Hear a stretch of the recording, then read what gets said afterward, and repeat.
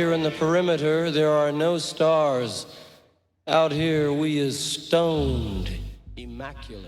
Hello and welcome. This is the C86 show. I'm David Eastaugh. As you know, we love a special guest. This week it's going to be the turn of the musician and writer Debsey Wykes, she of Dolly Mixture, a band that formed in the late 70s into the 80s. She's just written a book that's available from all good bookshops and also online, I'm sure, titled Teenage Daydream, We Are the Girls Who Played in a Band. It's a brilliant new book. I will put the details of it in the notes below, so you'll be able to click on it and find out how to buy a copy. But we're going to talk about that, plus Debsey's life in music and much more, and what happened after the Dolly Mixture and her next musical adventure. But anyway, so after several minutes of interesting but casual chat, we get down to the exciting subject of the early formative years. Debsey, it's over to you. Oh, I mean, I in a way, it was the Monkees, I think, because sort of growing up, because I was born in 1960, and so just that little bit earlier, my brother loved the Monkees as well, and we just so that was our sort of passion, sort of in the late 60s. And then obviously glam rock, I mean, I had to write about Gary Glitter slightly in my book. Yes, well, which was really, sort of like, how do I do this? But I got through it in a sentence. But yeah, and Bowie, of course. The glam rock era was when I was turning 13. 12, well, yes, this is a 13-year-old girl is so much more mature than a 13-year-old boy. And so that would have been a perfect... So being there, that I know my maths here, actually, but 73, you would have been hitting 13. God, that would have been the years of Alice Cooper, I guess, wasn't it? And then the Bay City Rollers, which appear in the sort of, in the book in great detail. Did you, at that stage, did you come from a musical family? Was there much music in the house at this stage? Yeah, I mean, my dad played the piano, so I mean, he was a classical pianist, and he also played at a music hall in Camden Town in the late 60s and 70s. So there was always something going on, and they tried to make me play piano, but I wouldn't have it till I was about 12. I just sort of like messing about and just making up my own tunes. Yes, well, absolutely enough, and just sort of like making a noise and sort of seeing what happened sonically, just experimenting. But then I started learning to conventionally for a bit. So yeah, my first memory of music in the house was actually hearing America, the song. Horse with No Name. No, not that one. The song. The song. Oh, my parents would never listen to stuff like that. In West Side Story, la la la la la. Yeah. Right. Yes, that's my definitely earliest musical memory, and I was just sort of. That's quite powerful. Well, absolutely. Well, actually, yeah. I think one of my earliest ones, when I'm really being honest, was probably Step Inside Love by Cilla Black on the Cilla Show. Yes. And there was something very dramatic about that song, which, I still think, that's where Kurt Cobain got all his ideas. Because it has that soft, loud bit, and it's really exciting. Then you realise it was written by John Lennon and Paul McCartney, probably one or the other. But it was like, oh, no wonder it's so good. It's been written by the Beatles. But it's such an amazing song. But yeah, the Monkees were there, weren't they? And such like. And I don't know if the Banana Splits had appeared on our TVs. But again, that kind of dramaticness of being able to sing along with great enthusiasm. But then glam came, and it just had those great anthems.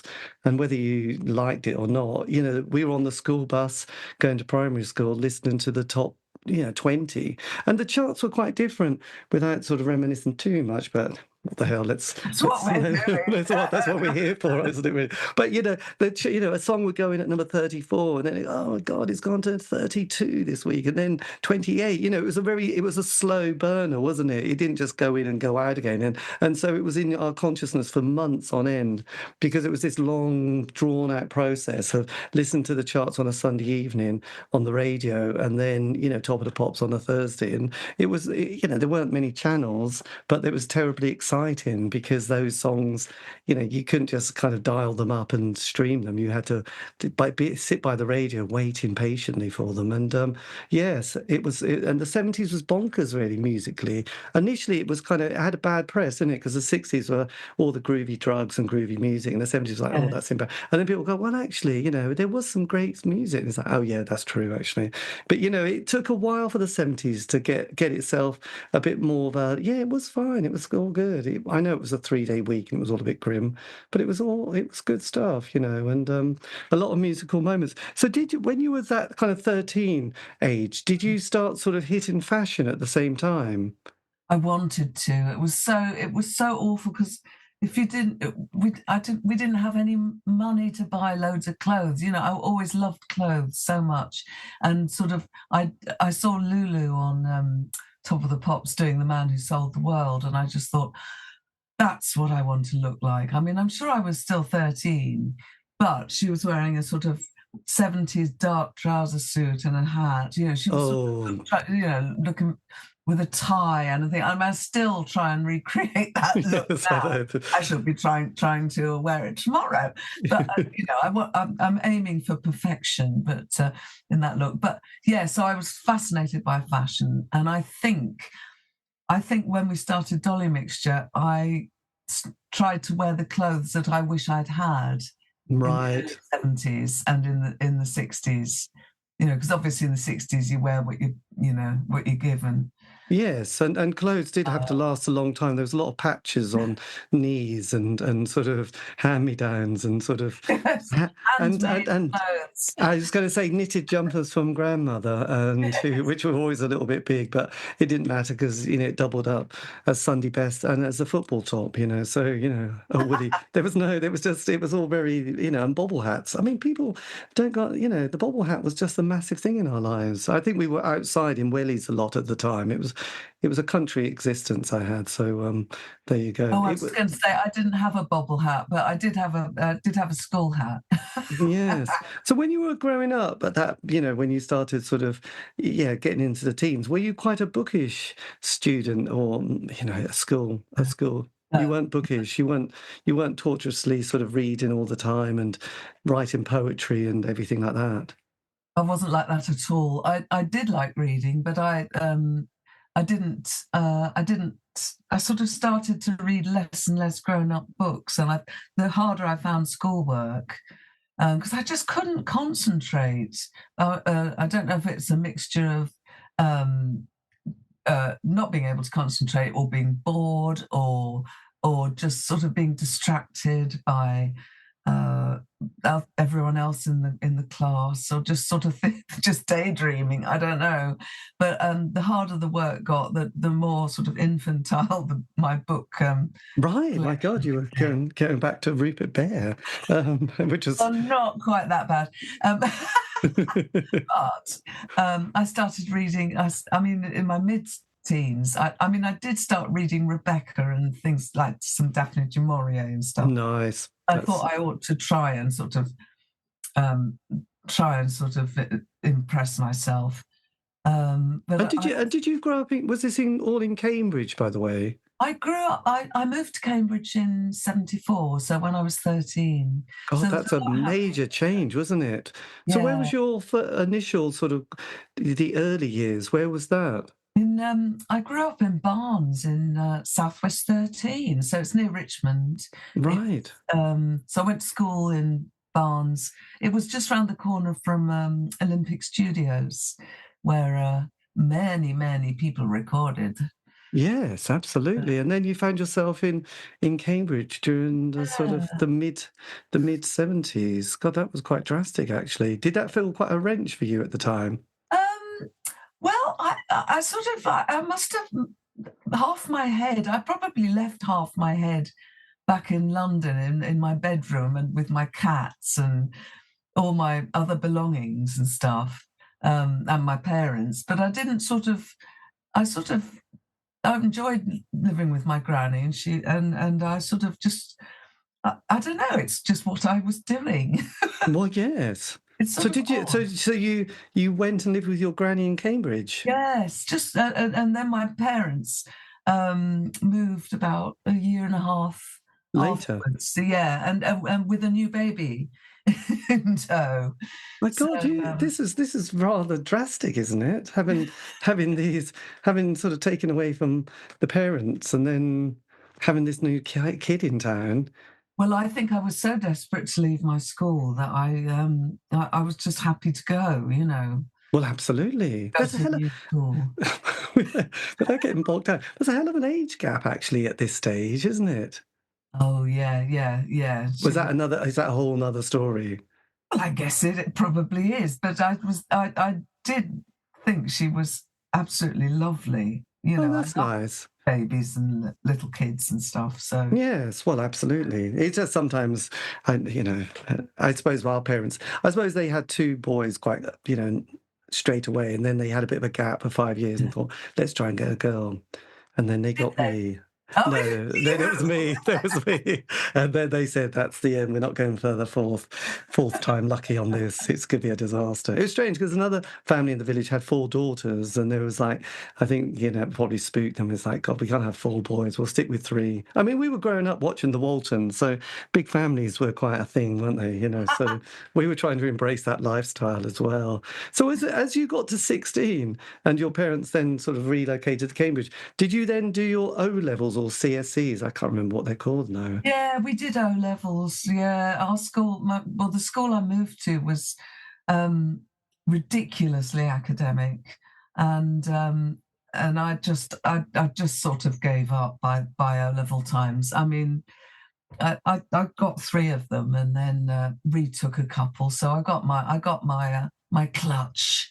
You got it. That Yeah. was 16. So after 16, 17, did you then go to a sixth form or a college at this point? Yeah, I went to sixth form college, and then we started the band halfway through that year, first year, and I was also had sort of ambitions to sort of maybe go on the stage and do acting and stuff as well.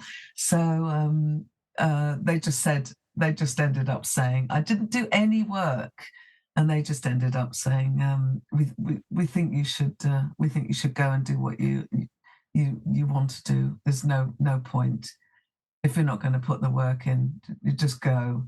Just go. My God, parents are different now, aren't they? Well, my parents just had to. I don't know whether they cried sort of backstage, so to speak, but they just had to. I think they'd realised that by then that just wasn't taking the right path. No, well, I mean, the path of less resistance, which is quite tempting. It's quite tempting when you're young, isn't it? When did the musical instrument appear in your life? I mean, you mentioned acting there, but so being on stage was kind of one of those kind of moments that you were dreaming of at this point. Yeah, both Hester and I wanted to act. Ever since we first met when we were sort of 13. And then started the idea of bands became sort of more alluring, and then we didn't actually pick up our band instruments till we actually formed in '78. That's very good. I mean, later on, you were a bit of a trendsetter here, aren't you? Because I know that quite a few in the 80s started to do similar things. I know we've got a fuzz box and we're going to use it, when, oh, yeah, we'll be your support band. And it's like, just the problem, we have no instruments, we've never played before, but minor details, we'll just have to cobble something together and Yes, and move about a lot on stage. just in case they find, just if they throw something, they won't hit us quite so easily. So they did it, and they just said, plug in the fuzz box, we're going to make a noise and scream. And that was a successful thing. So yes, so you just desperately needed that moment. What was the first gig you went to then? You're in Cambridge at this point, aren't you? And it's got some, it's got some good venues, good scene, it's got great history. We used to go to the Corn Exchange. It was the place where most bands would come to. Yes. I mean, I didn't go to pubs that much. A lot of people in Cambridge who were sort of like underage sort of went and sat in pubs and sort of thought that they were great. And yes. Everyone was smoking roll-ups and just going, oh. Yeah, and they're just like flares and Afghan types. Oh God, the smell of patchouli.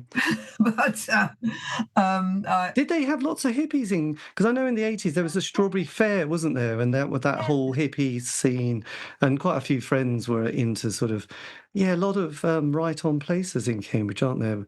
I don't know. There was the Women's Centre. Was there Socialist Workers' Party? Those kind of things. It was all going on. In streets that I probably never walked down.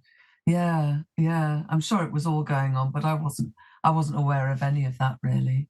Yes. So you and Hester sort of got yourself a duo at this, and not quite Peters and Lee, but but you on bass and she was on drums. Well, what happened was that we did a gig as backing vocalists at school at our sixth form college, and everybody was all the boys were in bands. And this friend of ours called Dawn was a singer, and she was saying, I'll get you in the band as backing vocalist. So we thought, this is great. And we did one gig, fell apart, and I just went, why don't we just do our own group, sort of like all girls, like I was just thinking, probably in my head, like a Female Monkeys or something. Yes. And I thought, my mate who lives in my road, called Rachel, she'd love to do it. So the four of us started as a band, and then somebody asked us to do a gig. So we thought we'd better get rehearsing, and that's where it started. Yes. And in the book, I noticed you said on one passage or moment, is that Dawn has to go? Is that has I misread that? Was there a bit? No, it's not. She has to go. I just said she's a problem. Oh, she's a problem. Sorry. She never turned up to anything. Oh, she's a problem. Dawn's a problem. Yes, Dawn's a problem. 17th of Feb, 1978. Dawn's a problem. And what did Dawn? Have you spoke to Dawn since then, saying I did mention you in my book? I haven't. Not since I wrote it, no. Okay. I hope she won't mind. Oh, she'll probably get it for Christmas and go. Oh. She got into motorbikes, I think, eventually. Yeah, she's probably let go of that. That's a long time ago. I hope so. Yeah, so you became a three-piece, the classic, like the Jimi Hendrix Experience, Cream, and the Dolly. Yeah, it's probably a lot easier as well to control yourself. Were you at this stage just doing cover numbers? We had half and half. So we had about 3 original songs and about 4 covers. So that's how we sort of struggled on for a bit, and then started covering more songs, writing more songs, and eventually we tipped the balance, and there were more original ones. Because we got in the habit of writing, So were you all sort of then kind of 100% focused on the band and the music, or were you also doing either day jobs or other courses during the day, or students? We were. I mean, I'd say we thought about it most of the time. Because I had to get a job when I left school, so I did that for 10 months. But we rehearsed every evening. Hester was still at school. She was doing A-levels, and Rachel was still at school because she was in the year below us. But so she had to finish her O-levels. Then she left school and went to work in Chelsea Girl. And then we all eventually just left everything and signed on. So, oh, that was the joy of it's the sort of the grant that keeps giving, doesn't it? Really, I Hey think what I think from a slight like idea is that I think why there were so many bands, especially in the 80s, was that there was such a high unemployment that job seekers allowance and enterprise allowance schemes that got introduced by the government to try and sort of massage the unemployment figures were just great for people to use. Mostly, well, I say mostly, but a lot used it for quite positive, purposes. I think you had to have a £1,000 in your bank account, and then you could have this 1 year kind of without having any restart interviews, and you just got a check, and you went, "Wow, that's amazing! I'll just put down I'm a musician or whatever, dancer." But anything, just so that they were happy, weren't they? The government, that is, Yeah, and and you could they. pay back you could pay back the £1,000 the next day to whoever lent it to you. Yes, well, I always thought it was a bit strange that if you were, I mean, I didn't even know, I would have not even had £1,000 in my life. I don't know how they didn't seem to question where the £1,000 came from, but I think people just pass it around from one person to another, Yes, and they probably. would go, "Oh, I've got 1,000, here you go," and they didn't go, "This is a bit Yeah. dodgy. You haven't worked ever? How did you get this?" "Oh, saved up." Blimey, I collected those. I don't know. You'd be able to collect bottles, didn't you? And take it to a shop and get 2p. I Oh collected a lot. yes. Yeah, I've collected a lot of bottles. I got £1,000. I'm a champion bottle collector.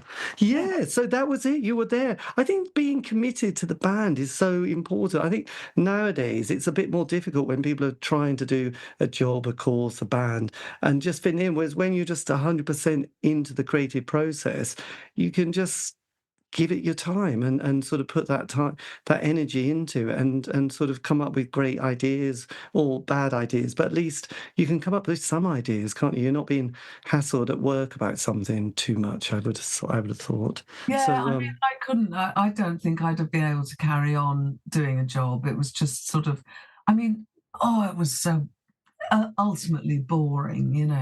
God, Sort of just like most young people, you just can't stand being bored. But I didn't have any sort of discipline. I didn't sort of think it was a good idea to go into an office or do things and just do something in my spare time. It was yes, well, absolutely. I mean, and the idea of putting a CV together, you think, I don't even know what one of those are. How do you do that? It's like the world is a mystery when you're that age, isn't it? You don't know how it works. How would you ever own a house? How could you pay rent? I mean, you well, can't even.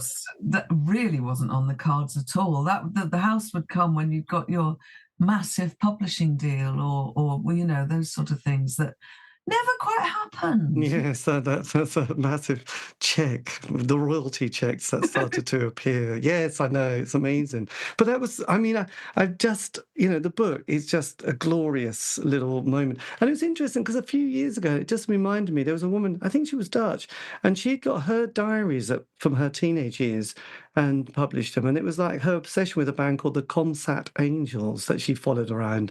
And again, there was photographs and all this kind of stuff. And I think she pretty well didn't add anything else to it. She just literally put it all out there from the diary. So at this, and it sort of reads as a sort of a quite an interesting is an anthropological sort of study of Yes. what that scene was like with some rather grainy photographs. So it's really nice.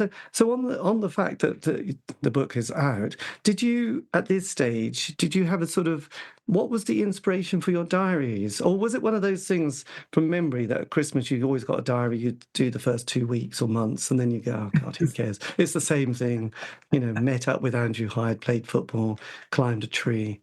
I don't know, Oh. repeat, that kind of thing. So when did you start writing a diary? I started at my first secondary school. We were the whole class was reading Diary of an Anne Frank of an Anne Frank of Oh Anne no. Frank. We were Yes. all our own version.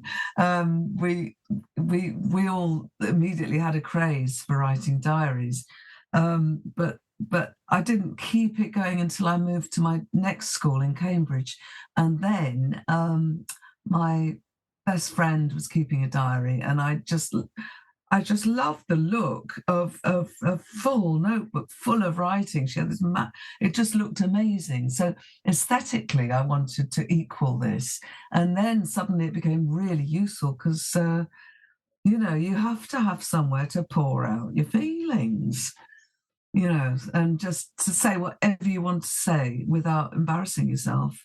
Yes, well, Except when absolutely. you read them back about, so many years later. Well, it must be, yes, it must be quite interesting. It's great. There's a little bit on July 1978, you Mhm. came across a copy of this Stardust album at Hester's house. Because those films by David Essex, Mm. I mean, not many people have come across them, I don't think, but I just think they're really superbly done. There was that will be the day, wasn't I it? was Was the gonna say, first one, and yeah. then when he was at school and he throws his book in the river, and then goes to the fairground, meets Ringo Starr, the character, or yes, Ringo, Yeah. and then he makes it, and then Stardust appears with Larry Hagman, who was in J.R. Dallas, and it just captures the whole vibe, doesn't it, at that stage? Oh, that was quite amazing to go to the cinema and watch that. I think I went with Hester in sort of like 74 or whatever.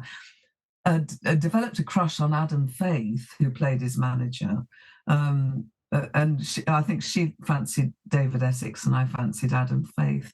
And it's just really sort of sad at the end. It's utterly depressing, especially at that age.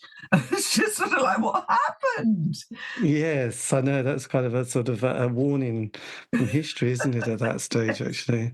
So that's, yeah, no, it was quite good. It had that grim realism that a lot of those films that we used to watch had. There was another one that seemed to really depress me. Was it Far from the Maddening Crowd as well? Oh, That from the was Madding Crowd, yeah. I mean, that was just, it was always about these people who were always going with the wrong person and it all ended in tears. And it was just, and then there was the kitchen sink dramas of, A Taste of Honey and Saturday Night, Sunday Morning and A Kind of Loving that, Yes. you'd watch it and then think that's brilliant. But now I'm so depressed. Or The Go-Between was another one of those again, it was kind of things that would appear, say, at Christmas or I don't know, Yeah.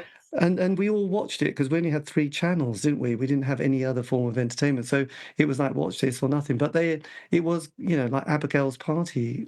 Everybody in the country watched it, didn't they? Oh, that was phenomenal. Yeah. No, there were certain things like that which are just sort of like a sort of mark in the sand, Yes, and just had a phenomenal effect on us, and probably loads of playwrights from that point, or people who made dramas.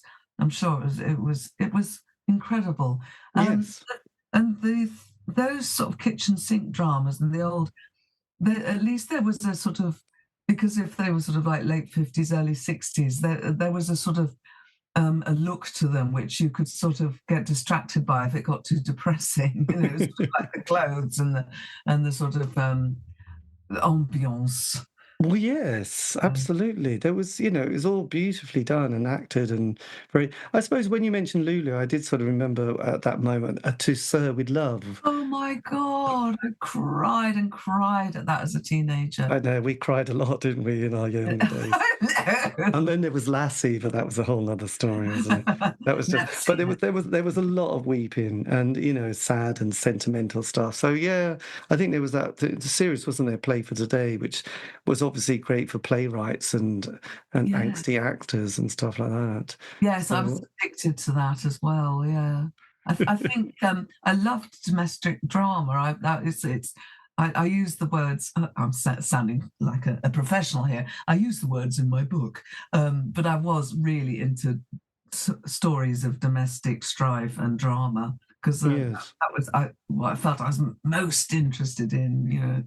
It might yeah. have something to do with sort of uh, you know, having moved away from my family very briefly, but it was what fascinated me. Well, yeah, I mean there was there was a sort of romantic melancholia, but then there was always people making those that you're watching it and you can see them making that decision. You think, oh no, don't do that. Oh God, they're going to do that, aren't they? This is not going to be a good one. I do remember, being so terribly upset and wishing, I think there was The Go-Between, which was another one, and yeah, just I don't know, just people being wronged about things that you just felt so upset about. It was not good. But But anyway, happy. God, that's a bit depressing. Just remembered all those films. But yes, it was amazing. But then, yeah, going into the studio, because there was a famous studio in Cambridge, wasn't there? That suddenly everybody finds, and that's Space Ward Studios, wasn't Yes. it? And I managed to track down the chap who ran it, whose name, God, I can't remember his name now, actually. Is it Mike? There was a guy who's, yes, I don't know actually. God, that's good. This is good. This is good broadcasting. Spaceport Studios, Cambridge. Yeah, but then it was very famous because every indie band was there. And I did this interview with someone in LA who was in a band called Jellyfish, and he obviously was a musician and just I was obsessed with anything that came from that studio because he just said there was a sort of a type of, yes, Mike Kemp is the Oh name. yes, that's right. And Gary, his partner, Gary Lucas, business partner, I presume. So it was Gary that I spoke to, actually. Yes. Oh yes. So was with the Dolly Mixture? Was this your first time in a studio? Was it the famous Space Ward? Yeah, it was the original Space Ward, but I think they moved into big premises later on. But this was a little house in the middle of the city. Yes, he described this terraced house, and then it was like, well, this is going well. But he'd done sort of things like the three. Oh no, that's a bit in the 80s actually. You must have been one of the early bands in there then, because there was all these bands like the Higsons and the pop group Dave Stewart. I mean, there's actually, I'm just looking at discography actually. The Soft Boys, the Stranglers. I mean, Two Way Army and the Swell Maps, Stiff Little Fingers. There was just an Iron Maiden of all things. My God, it was heavy metal. I knew where the Tube Boy Army had been in because apparently they discovered the Moog. Oh, right. So that was all there. So what was it like for you when you went to the studios? Was this your first single that you did? We went to do a demo, and because we wanted to get a record contract, so we'd been going about 6 months, I think, and we had sort of 4 or 5 songs, and did it in a day, and it finished really late at night, early morning sort of thing, and took it up to London to try and get our deal, which we didn't get. Came home again and just carried on. But you'd done a John Peel session before you had anything released, didn't you? Yeah, that's true. Well, we eventually met John Peel probably about 8 months or something. No, about 6 months after our demo. And he was passing through Cambridge and we met him. And so he gave us a chance to play at one of his road shows. Yes, because you mentioned this in the book, and then you'd come to Norwich, hadn't you? Yeah. Do you remember where in Norwich? I was trying to find that, and I kind of university. Oh, the UEA. Yes. My God, that's fantastic at that point. No, it was amazing. I mean, it was like every week something amazing happened, and then the week after that we were called up and he offered us a session. So, and then probably 2 weeks later we went and did the session. It was just bang bang bang bang bang. And this was with Mike Robinson, the producer at the time, actually, at this stage. Yeah. So you did your own, and you also did the Locomotion as well, didn't you? So was the band at this moment just sort of kind of keeping it varied? I think we thought the Locomotion would be a nice sort of ending for the whole thing, lively and really fast. But, yes. And was there kind of interest from the record labels, from the band? Did you feel also at that point there was a little bit of that post-punk scene that started to develop after, I don't know, the Slits and people like, I don't know, the Raincoats, yes. And to be honest, not really, because we didn't really have anything to do with any other bands. We didn't know them. And because we were in Cambridge, I think we were a bit cut off. But what the session did do was to sort of alert music papers and sort of people who put on gigs. So eventually we started to come to London and play. But I never saw the Slits, I never saw the Raincoats. I just didn't know any other girl bands. And so I Yes. saw the Body Snatchers, actually. They were the first. And you thought, No, I saw the blimey, Modettes in the end. Yes, I saw them once. had you been sort of fascinated with people like Susie Quattro when you were growing up, Oh, yes. and then Yes. Tina from Talking Heads, and had she Oh, come on your radar by then? I knew her because they were quite famous, but I wasn't a huge fan, may I say. Yes. Oh, But I loved Susie Quattro. Yeah. Devil's Gate Drive. I mean, what a classic actually at Yeah. that stage. So then the sort of 70s kind of ends almost with the beginning of Thatcher, and then we have the Falkland War, then we have the Miners' Crisis and Greenham Common. Were those kind of things kind of sort of wrapped up in your sort of world as well? Because I just remember, I mean, I don't know, oh yeah, I was 16, so you'd have been 20. God, I am doing the maths now, aren't I? So, it was quite a politically angsty period. That's what I'm trying to get at. There was a sort of a sense of like, yuppie hadn't quite happened then, but it was definitely a feeling of like, people were very patriotic, and then there was people who weren't, and there was a sense of like, there isn't any jobs, there's no future. So yes, that famous quote. But there didn't seem to be much ambition on the career front. I think that most people that I knew just thought, well, what's the point? We'll just sign on. That's a good plan, and we don't have Plan B, but Plan A is brilliant. While you still can. Yes, we'll get the housing benefit and council tax, and we'll just go to happy hour in the pub. So what not to like? That's Plan A.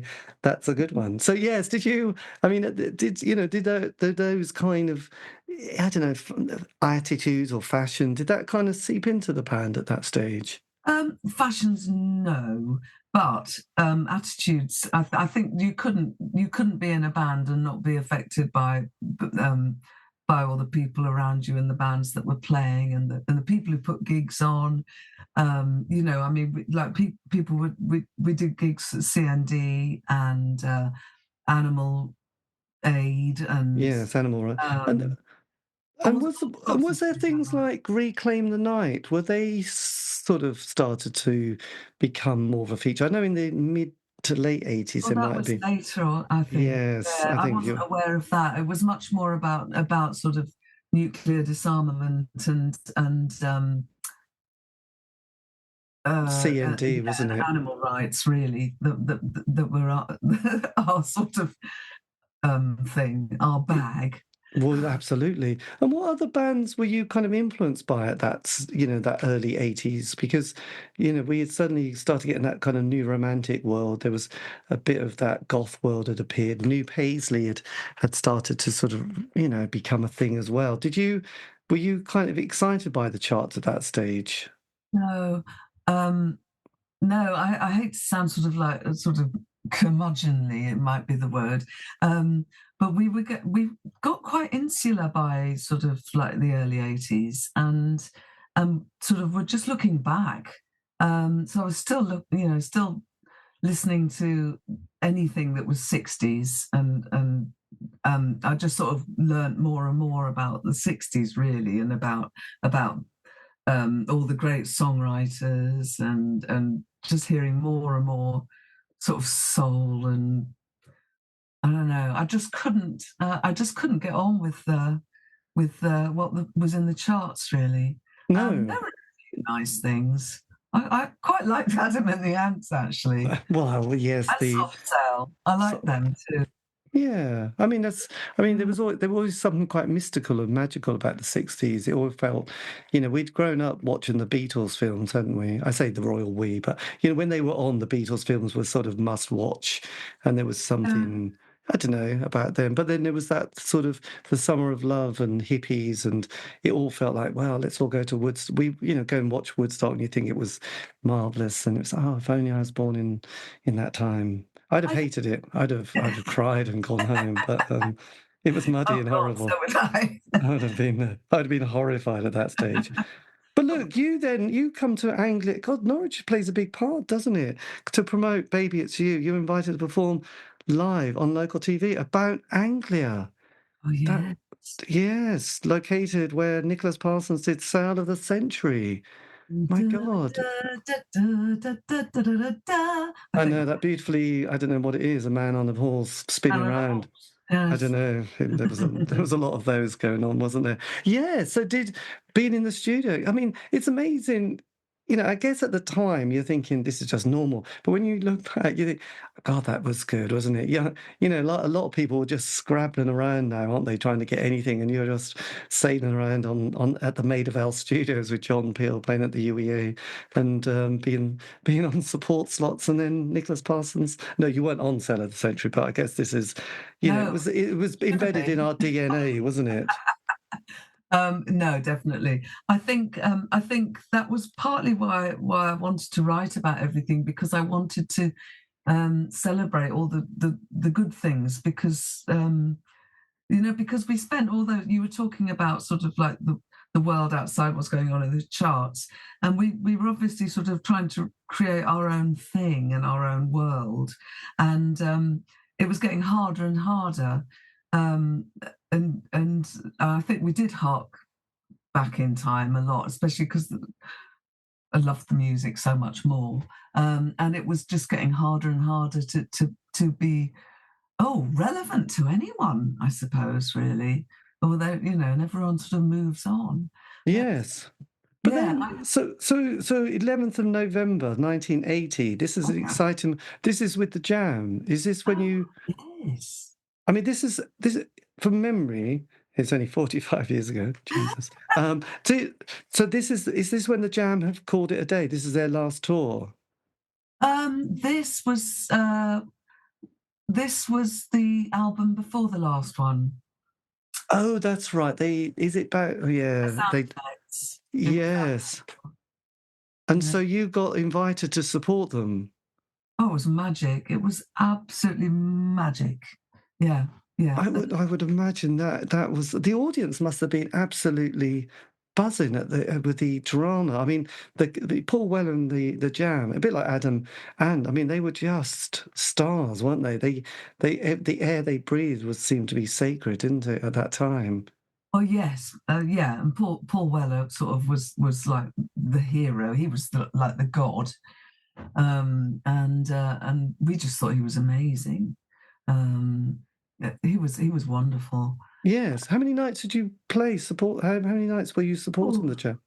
well, altogether over the next sort of year or so, probably 5 or 6 times, I think. That's amazing, Uh, isn't it? That is God. Did you take photographs and bits and pieces like that? No, no, we didn't. And one, I only had a camera that worked outdoors, so Yes. it had a little cube flash or something. Oh God, I remember the cleavage. You never knew it was going to happen, and there was a great anticipation as we all were blinded if it did work. And it was I horrendous. just It's just magical when someone actually has a picture that was taken indoors. You think, oh, sort of suck it up. Look at the background. What's in the, what's the furniture? What are the walls like? It's just amazing. Yes, and also don't forget the film. We only had either a 24 and 36 films that we could take at any time before that had to be sent off in some complicated process, either at the chemist or posted off. I mean, and that was the allocation for the year, wasn't it? You only had 24 pictures to take, and because it was Yeah. quite expensive actually. Oh, I That know. so what happens then 81 for the band?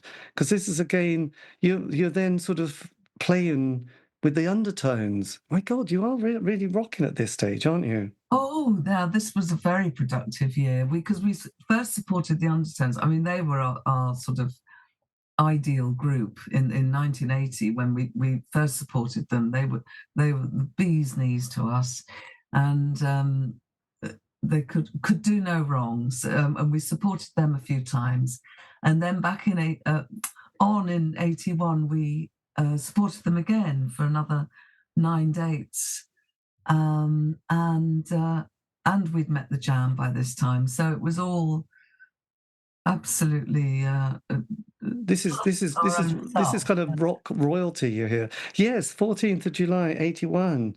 You play four encores.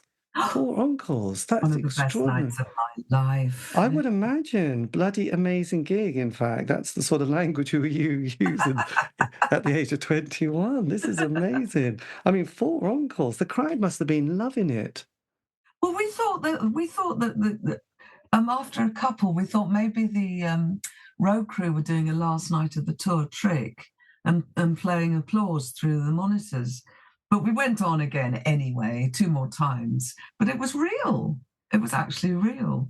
God. And was the sort of the process, the songwriting process of the band at this stage? Because obviously, you never think, oh, we'll do this and it's going to happen.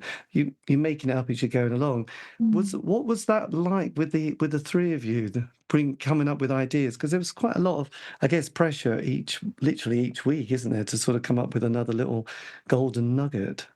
Well, we tried to make them all golden nuggets, of course, but so sometimes it took longer than a week. It could take a while. We originally were all just sort of doing it all together, and then Rachel would start one on the guitar, and that would be one that she'd end up singing. And then I would start another one, and that would be one I ended up singing. And then Hester was sort of at the helm, the sort of helm of the words, sort of thing. I mean, we all contributed to everything, really. But yes. So look, the 81 starts really well, and then the autumn, God, almost, this time only 44 years ago. Bad Manners Tour. I'm not feeling this is a good match. Is this a good match? Am I missing? Not audience-wise. I'm just thinking, I can't, are they your type of people? You've just answered that, haven't you? The band were great, but the audiences got sort of worse and worse as we progressed. Yes, I got it. It's not a good gig, is it? Really, it sounds horrendous. How many nights did you survive that? Well, we did. We must have done sort of over 20. We did 2 tours with them. The first one was sort of okay, and people gave us quite a good sort of response. But the second time we did a tour, I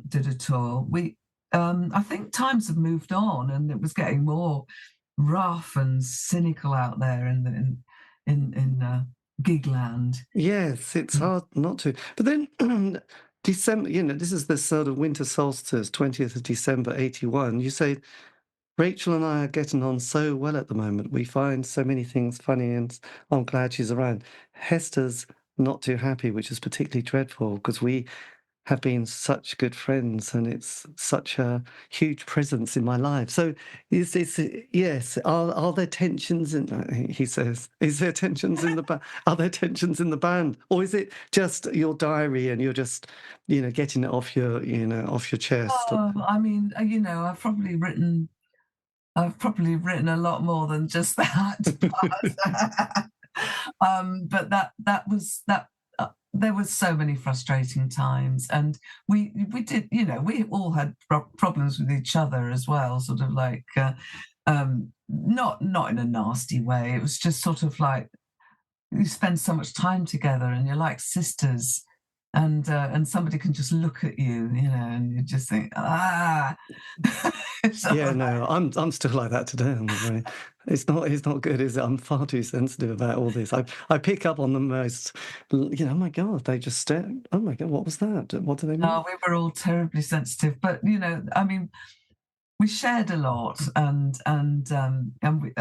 we had huge laughs, but there were obviously times when it was sort of all getting a bit much.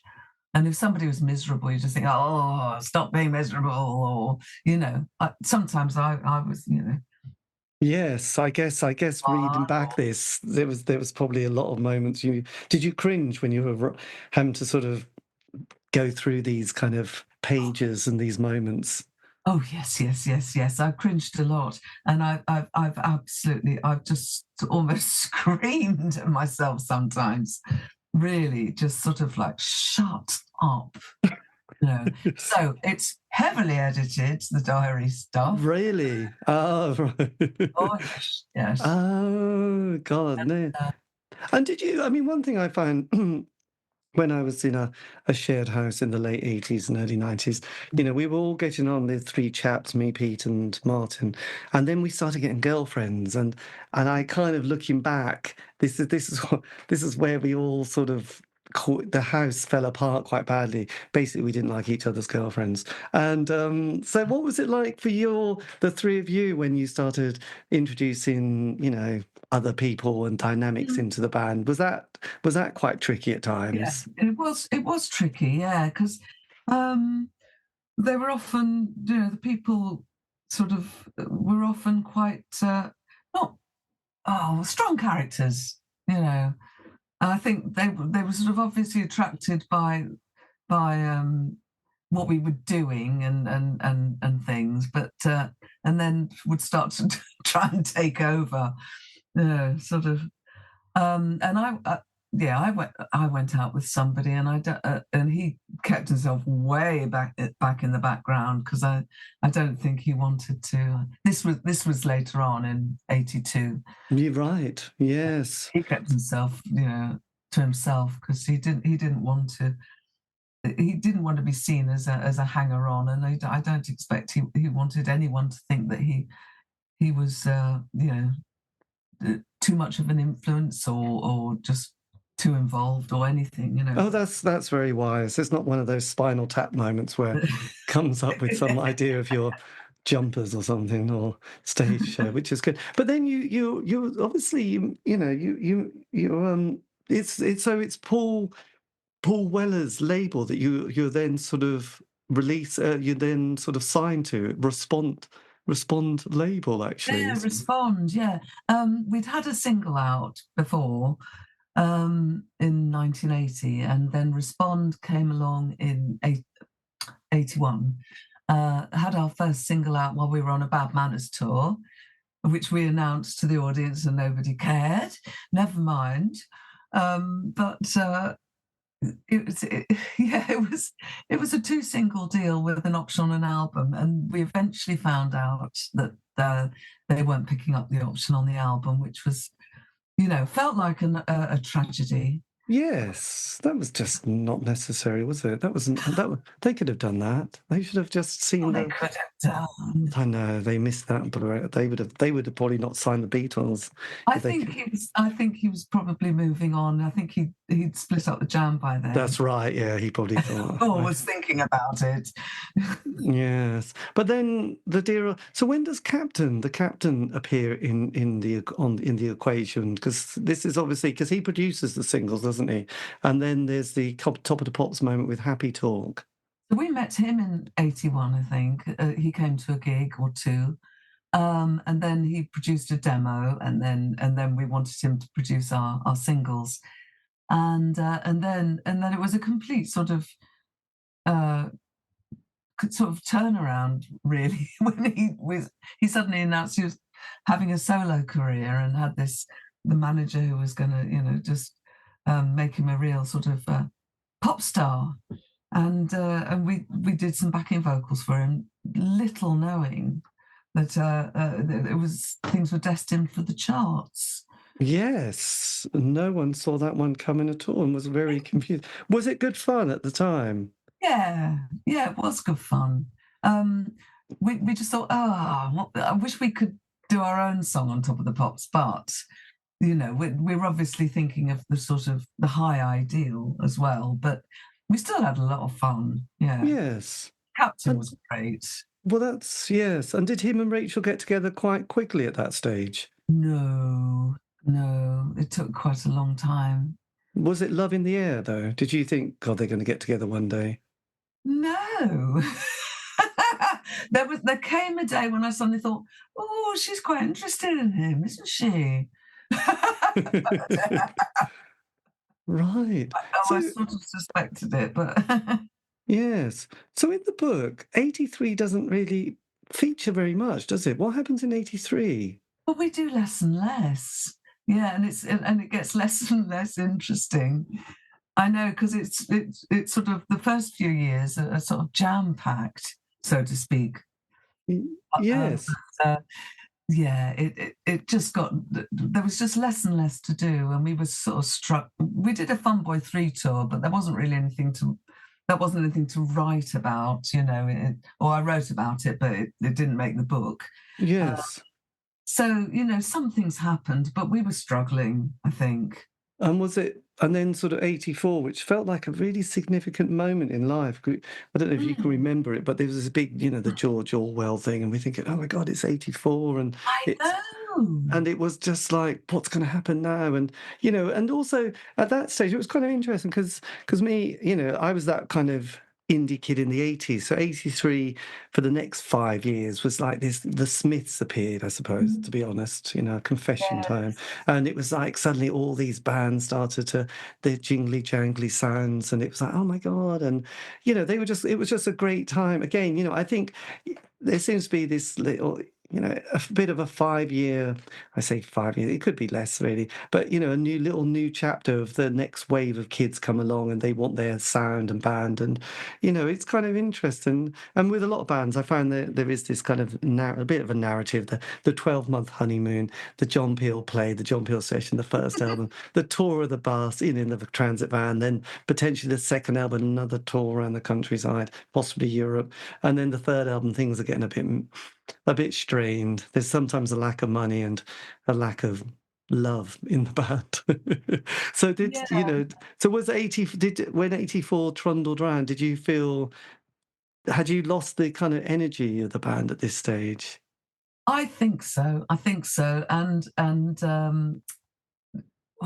It was quite hard to muster up the enthusiasm, really, and though I didn't really know what else to do. And I think Rachel had always wanted to be a mum, basically, and eventually we found out that she was going to be. Yes. That was very, it was good timing, really.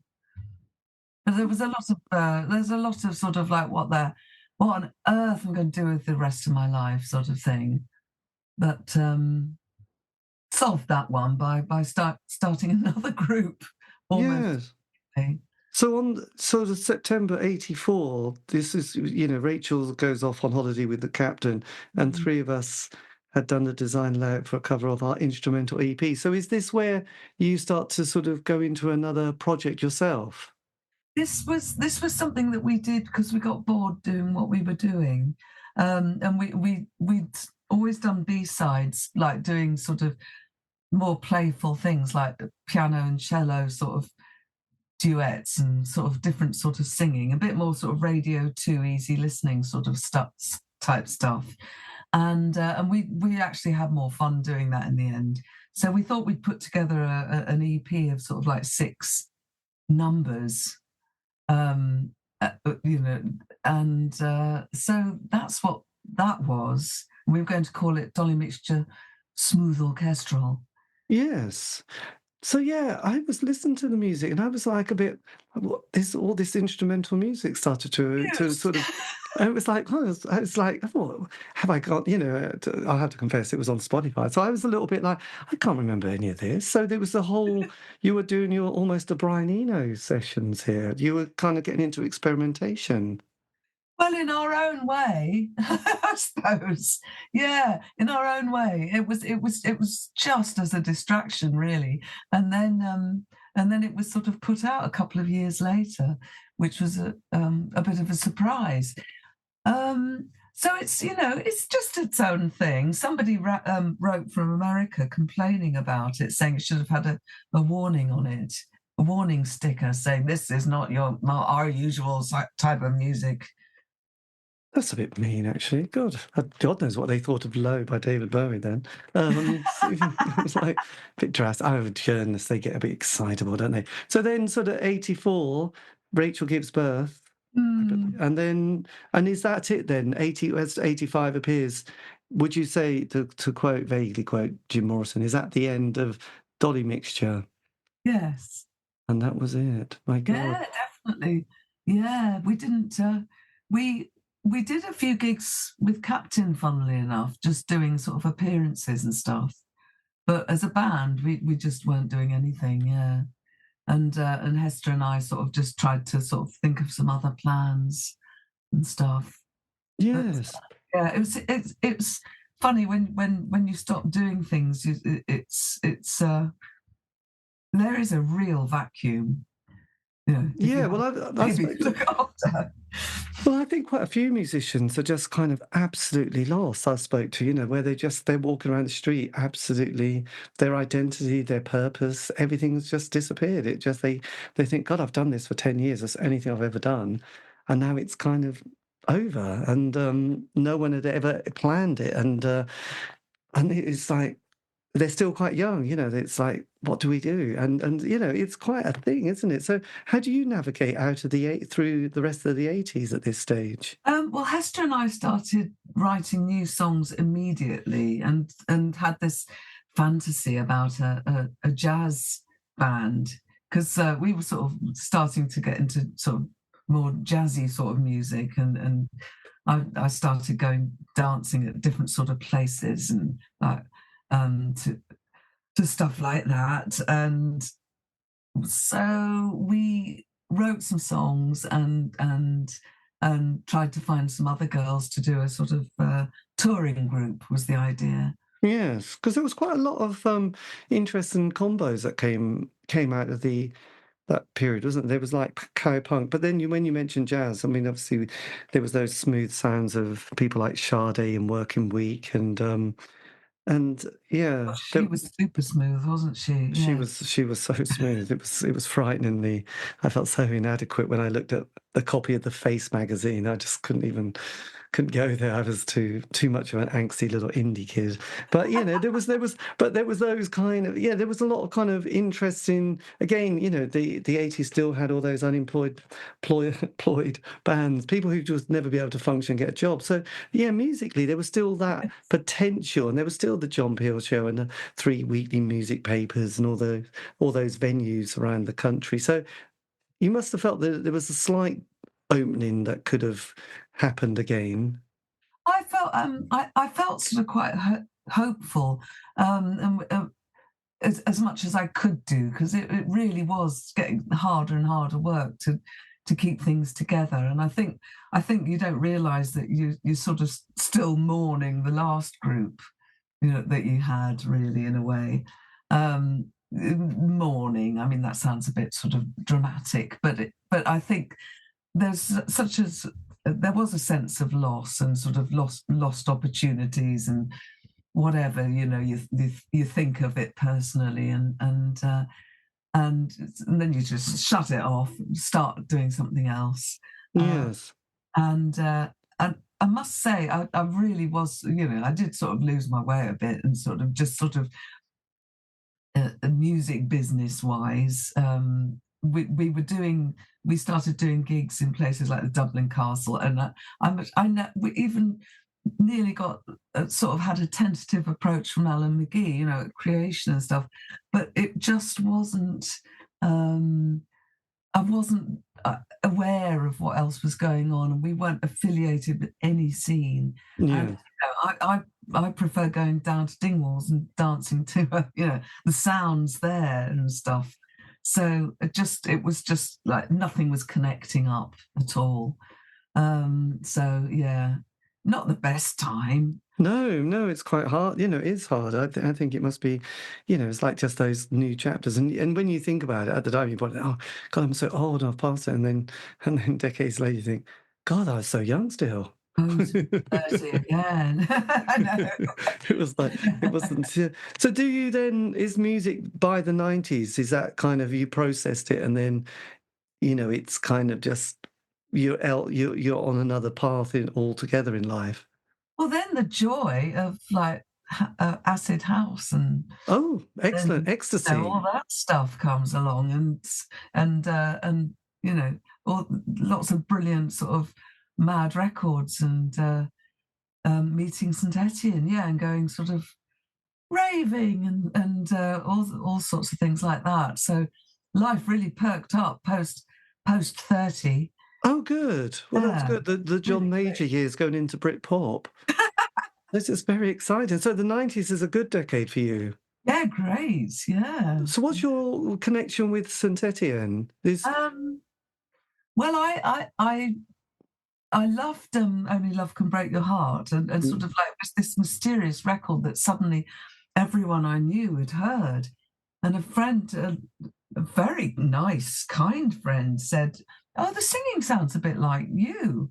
So I was sort of intrigued by that. And then I read that they were Dolly Mixture fans, Bob and Pete from St Etienne, and we met, and they had a song that their own label, uh, and had a song called "Who Do You Think You Are."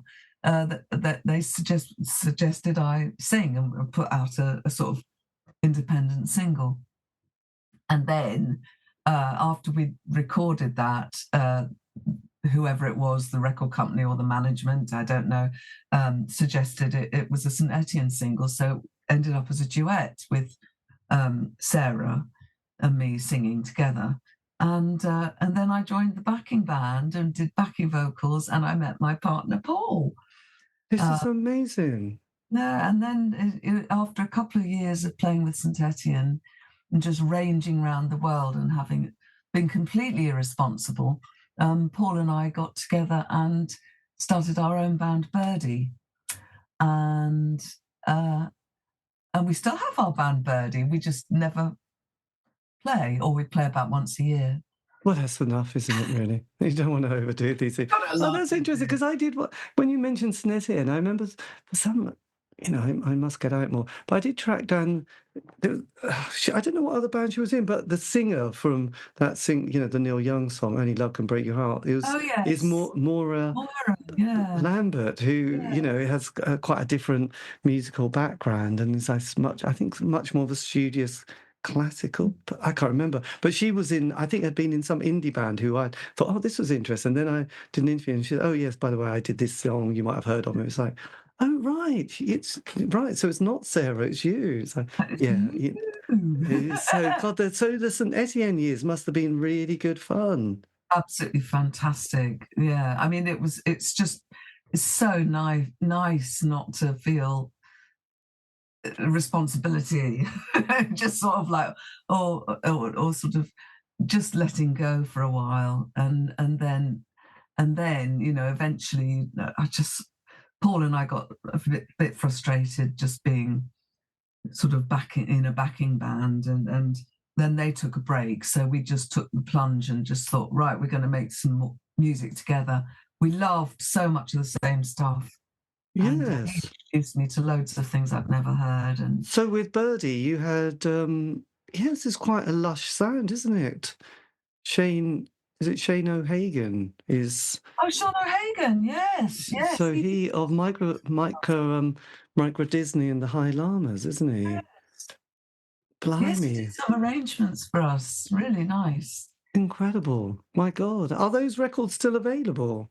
Yeah, So they are. Sun Dusty and Triple Echo, and so are you still a sort of ongoing kind of band? Well, we are if we feel like it, if you know what I mean, or Yeah. we can make time. I mean, who knows what the future will hold?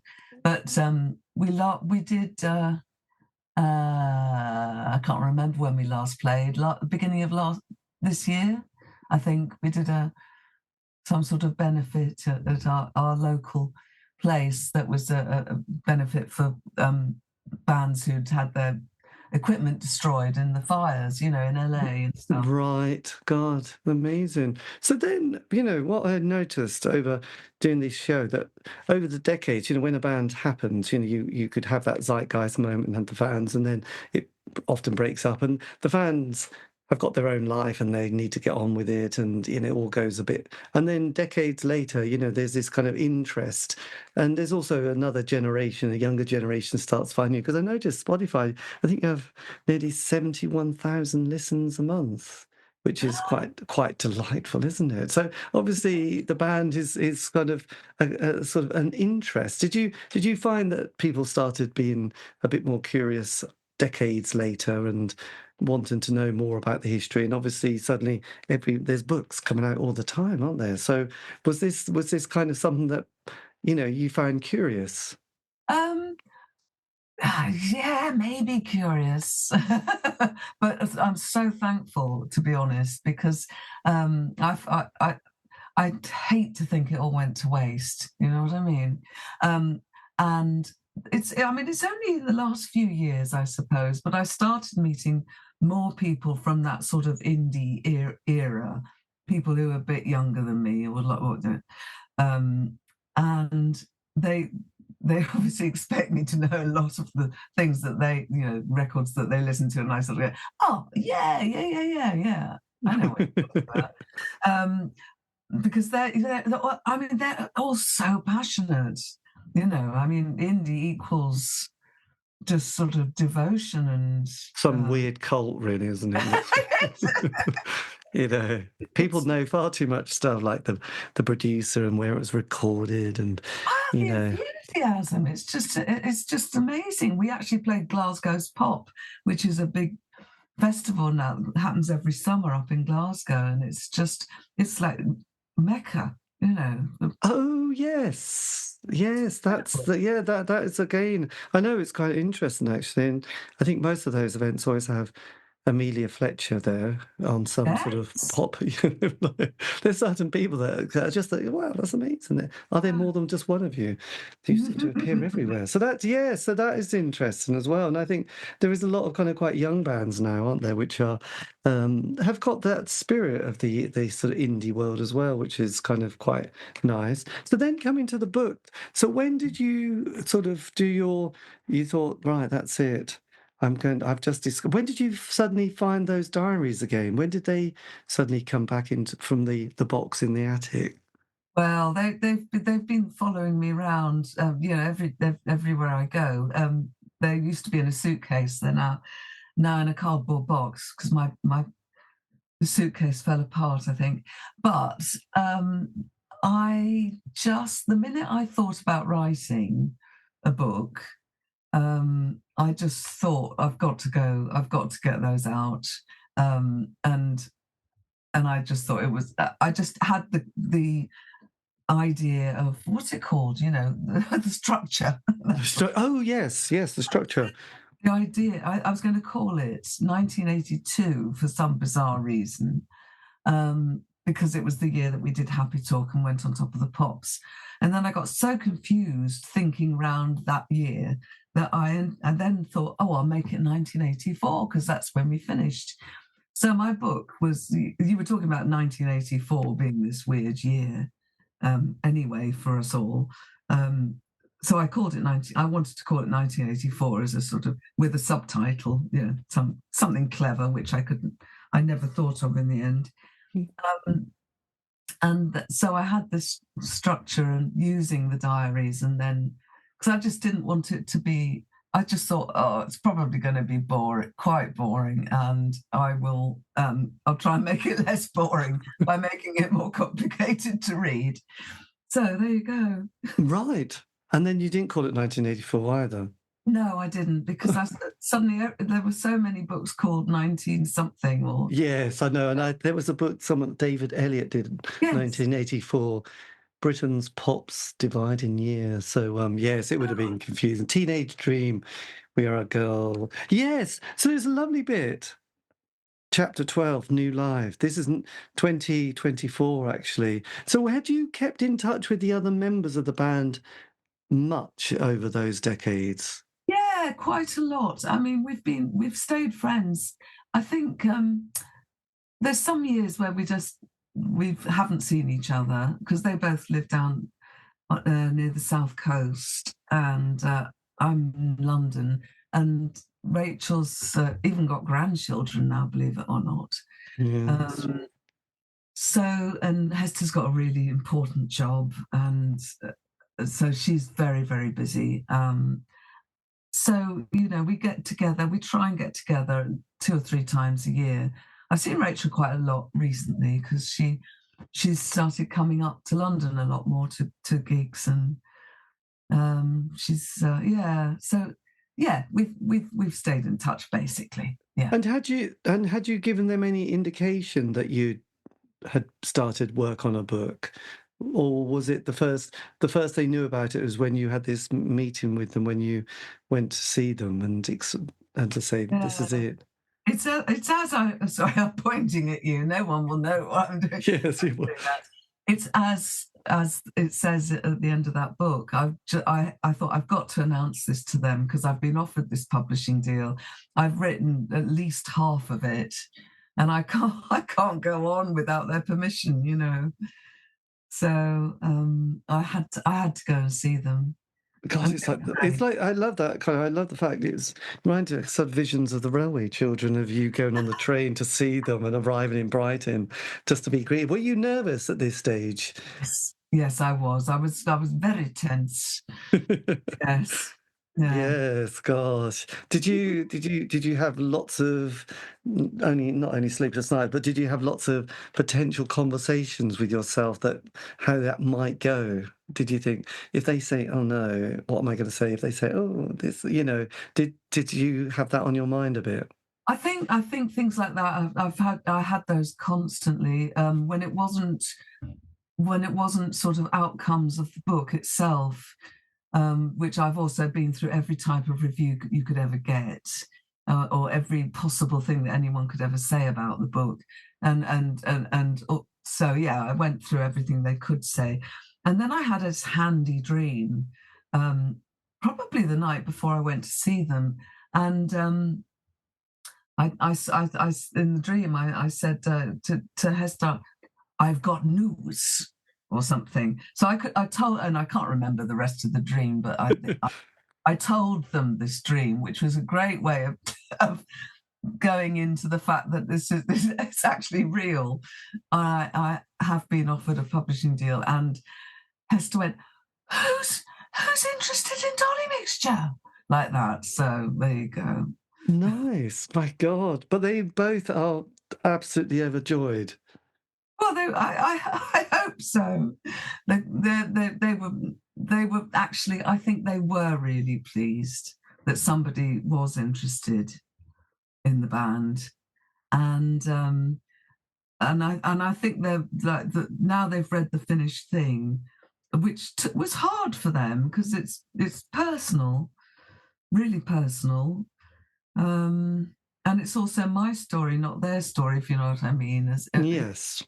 It was my version, and they're named, and I describe what they're doing sometimes. So I think it was really hard for them to read about it, but I think they've come to really appreciate it, and actually they've sort of got accustomed to it. Yes. I think they're pleased that it's there. Well, I would imagine. I mean, it's kind of. I think a lot of people I've realised have quite enjoyed having their box set or some archiving of the work that they did back in those days. Whether it's 30, 40 years ago, it's like it just happened, move on. But then it's like actually. It would be nice to have it nicely archived, nicely box set. See if Cherry Red Records wants to do it. It would be so much easier, and just to preserve it. And I think it's I think it's terribly important to kind of document history because the 80s, when I was, for a long time, it was told by a few men, wasn't it?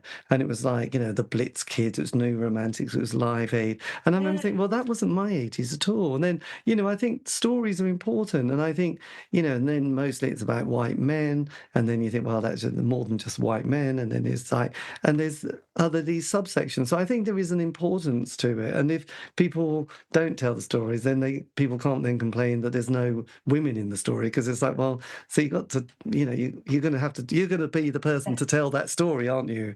No one else really can or potentially should, but you were there, and that is the importance. So I think, as with the Raincoats and various other bands, it's kind of brought an interest to it. And though I think few people are lazy and think, oh, was that a scene? Did you all live in the same community and hang out?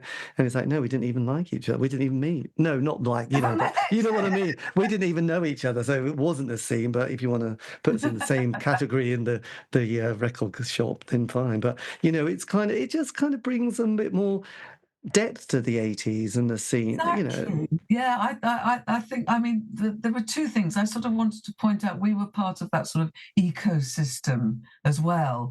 It's not just the same old people who are always talked about. And even the women bands that are mentioned, we'd be ignored. So I just thought, no, we were there every day, Yes, every day, all absolutely. my life.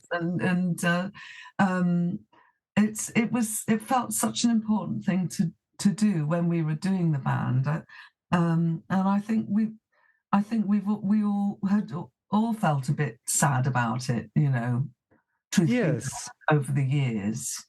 Uh, And have that voice and not just to be, oh, why are they always mentioned, or why are they always mentioned? And I think it's, and it's an amazing story. I mean, you did the work, you did the studio time and the releases and the live shows, and went through what a band goes through. And I think that is quite something. You've either done it or you haven't, and you've obviously done it, and you've done that arc, isn't it? The famous arc of being in a band and how it sort of putters out at the end, which is better than it sort of exploding in a terrible mess, and which sometimes happens. Which I guess it helps. It helps make it a little bit more dramatic if there's some unfortunate incident or death or suicide. But it's nice not to always have to have the same old, isn't it? And people can move on and sort of lead relatively normal lives. Yeah, I mean, that was sort of quite off-putting, the fact that I didn't think there was going to be enough drama, but then actually it felt like a lot of drama when we were living it, Yes. And also, I just thought, well, there are different ways of telling, there are different stories, there are different ways of telling stories, and uh, in my fanciful way, I said to my partner, Paul, sort of like, I'd like to think of this as more of an Ealing movie, or an Ealing comedy, even, but it's just sort of, it's not a sort of blockbuster sort of, it's not even a bonk buster.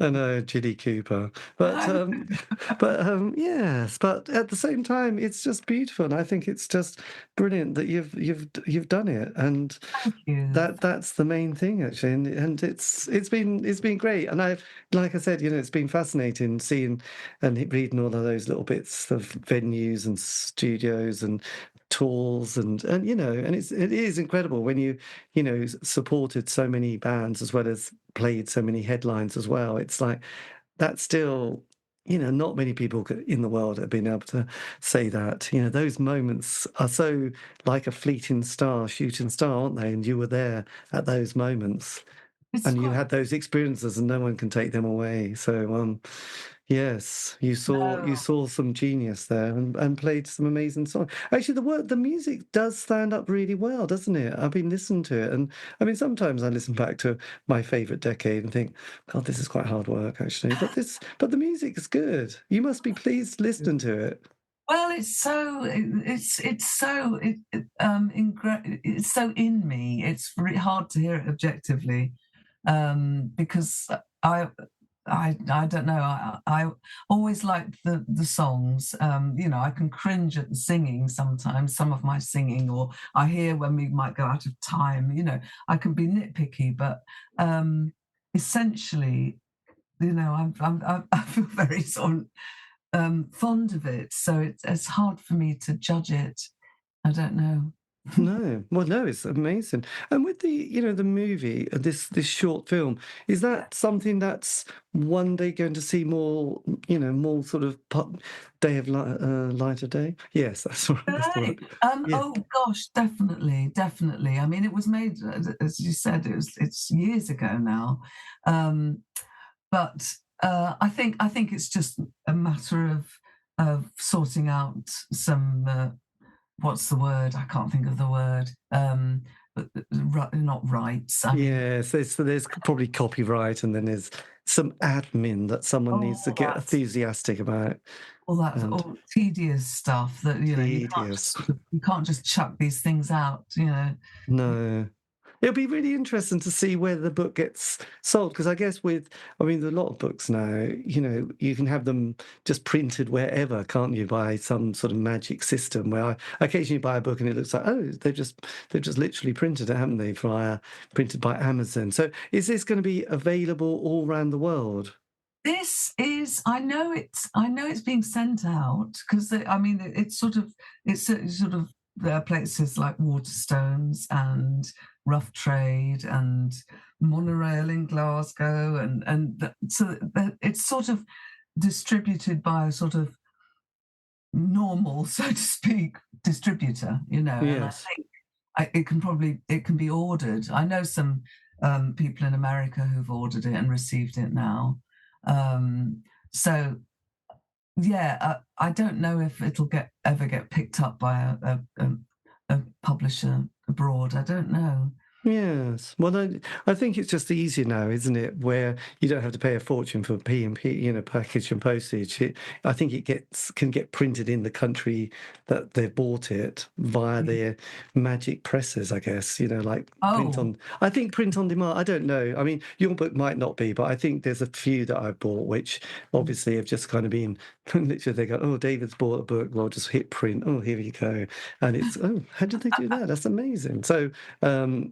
Yeah, that's what I'm guessing happens, because suddenly you get this rather book quickly sent, and it says printed by Amazon. And I didn't know if yours was the similar thing, or whether it's just the actual book that's been physically sent over to different countries. I think it has at the moment anyway. Yeah, few people who have ordered it over there have obviously probably paid a lot for their post and packaging, but God bless them. Cool, bless them. I know. You have to get used to the package, the price of stamps now, don't you? So it's one of those things. But look, thank you ever so much for giving me the time for this. This has been amazing. I've really loved the book. It's been beautiful, and I'm so pleased. Thank you. yes. And if you want, I can always send you a link or copy of the interview, and then you could always use it elsewhere. Oh yes, your publicity person, Dusty, isn't it? Yes, that's Yes. right. So there you go. So I hope it goes really well for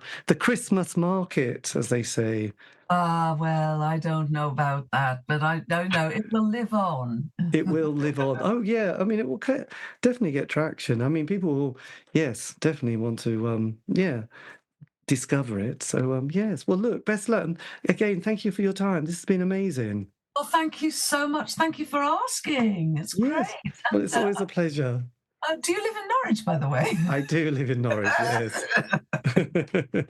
Yes, I know, it's that obvious, isn't it, really? I know. Well, have you started watching the latest Alan Partridge series? No, I can't wait, actually. I can't wait. It is so brilliantly done, actually.